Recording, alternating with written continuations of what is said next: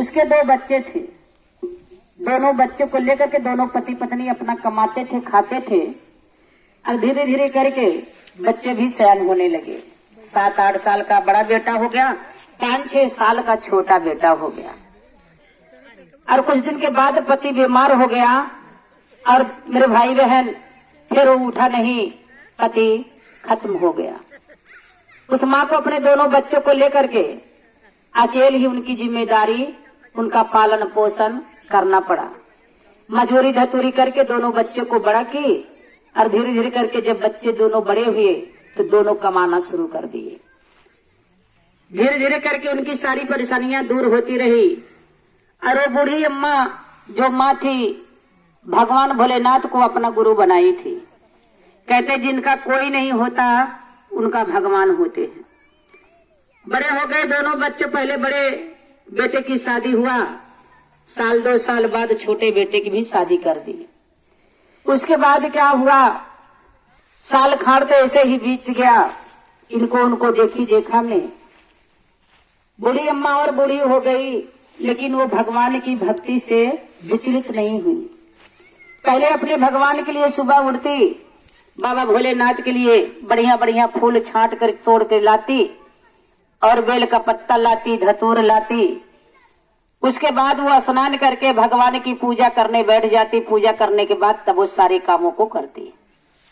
समय बीतता गया। एक दिन बड़ी बहू ने कहा कि माँ जी ऐसा है कि हम आपका खर्चा नहीं चला पाएंगे, आप ऐसा करो छोटे वाले के साथ खाओ पियो, क्योंकि हमारे 2 बच्चे हैं और इतनी कमाई नहीं है कि हम आपका खर्चा उठा ले जाएं।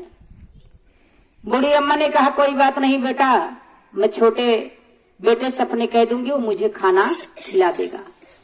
बूढ़ी अम्मा ने कहा कि छोटे बेटे से जा करके कहा कि बेटा ऐसा है कि बड़ा बेटा अभी उस लायक नहीं है, तू ही मुझे भोजन बना करके खिला दिया कर। छोटी बहू वहीं बगल में खड़ी थी, उसने कहा कि ना ना ना माँ, ऐसे नहीं हो सकता। हमारे पास कौन सा बैंक बैलेंस है, हमारे पास कौन सी सरकारी नौकरी है जो हम आपको खिला पिला पाएंगे। काम देखिए ऐसा नहीं होगा, एक टाइम में आपको भोजन करा सकती हूँ, लेकिन दूसरे टाइम आप बड़े वाले के यहाँ जाकर के खाइए। दोनों लोगों ने समझौता कर लिया, कहा कि ठीक है। सुबह के टाइम बड़ा बेटा भोजन देता और शाम के टाइम छोटा बेटा। बूढ़ी अम्मा ने कहा कि मेरे लिए तो भगवान है ही है, मुझे और क्या चीज चाहिए। 2 वक्त की रोटी दोनों बेटे बहुए दे दे, मेरे गुरु के चरणों में मेरा दम टूट जाए, यही मेरे लिए सबसे बड़ा धन दौलत है। धीरे धीरे करके समय बीतने लगा। साल खाड़ हुआ, 1 साल बीता। दूसरे साल जब लगा तो छोटी बहू ने एक दिन ऐसा हुआ कि रात को खाना उसको दी नहीं। बूढ़ी अम्मा को रात को खाना नहीं दी। सुबह का खाना खा करके बूढ़ी अम्मा ने जा करके देखा टाइम ज्यादा हो गया। भगवान के पूजा पाठ करके ताक रही कि अब छोटी बहू खाना लेकर के आए। अब छोटी बहू खाना लेकर के आई, टाइम ज्यादा हो गया, ठंड का मौसम था ही। उसने जाकर के दरवाजा खटखटाया, कहा कि बहू तूने मुझे रोटी नहीं दिया।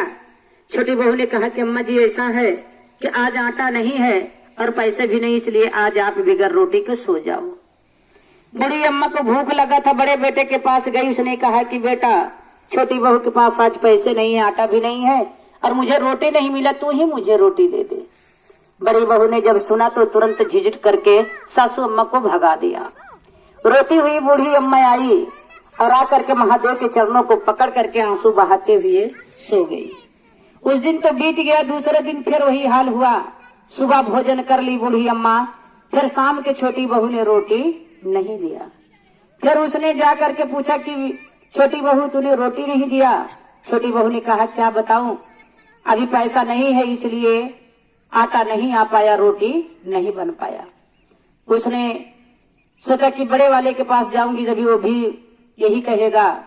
बूढ़ी अम्मा यहाँ करके बैठ करके भगवान के चरणों में रोने लगी और रोते रोते उसने कहा कि हे मेरे गुरु, हे मेरे प्रभु, मैं जानती हूँ कि आप अपने भक्त को भूखा नहीं सुलाते, लेकिन चलो कोई बात नहीं, आज अगर फिर मुझे भूखा सुनना पड़ जाए तो कोई दिक्कत नहीं है, मैं सो लूंगी। इधर भूखी बूढ़ी अम्मा को भूख बर्दाश्त नहीं हो रहा था। रोते रोते बूढ़ी अम्मा सो गई। भगवान भोलेनाथ ने एक बालक का रूप बना करके बरहो व्यंजन कि खाना लेकर के सोने की थाली में एक लोटा सोने का लेकर के उनके अपने भक्त के लिए आते हैं, जगाते हैं बालक के रूप में। बूढ़ी अम्मा ने जब जागा तो उन्होंने कहा कि लो अम्मा, मैं आपके लिए भोजन लेकर के आया हूँ, आप इस भोजन को खा लो, उसके बाद आप सो जाओ। बूढ़ी अम्मा ने कहा कि बेटे तुम कौन हो, पहले आप मुझे अपना दर्शन दो, क्योंकि बंद हुए दरवाजे में तो कोई आ नहीं सकता। पहले दर्शन दो कि आप कौन हो, तभी मैं भोजन करूंगी। बाबा भोलेनाथ ने अपने असली रूप में आकर के बूढ़ी अम्मा को दर्शन दिया। बूढ़ी अम्मा ने कहा कि हे प्रभु, आंखों से आंसू बहने लगा कि आज तो आपने भोजन करा दिया, कल कौन कराएगा। बाबा भोलेनाथ ने कहा कि तू मेरी शिष्या है, तू मेरी भक्त है, तू जब तक इस धरती पे रहेगी तब तक मैं तुझे भोजन कराऊंगा। रोज यही लीला चलता रहा। शाम को बाबा भोलेनाथ अपने हाथों से भोजन सजा करके बूढ़ी अम्मा के लिए लेकर के आते, बूढ़ी अम्मा बैठ करके खाती। 7-8 दिन हो गया थे। दोनों लोगों ने सोचा कि चलो देखते हैं कहीं बूढ़ी अम्मा मर तो नहीं गई, भोजन तो आज 7-8 दिन से पाई नहीं है, चल करके देखते हैं, छुटकारा बुढ़िया से मिल जाएगा।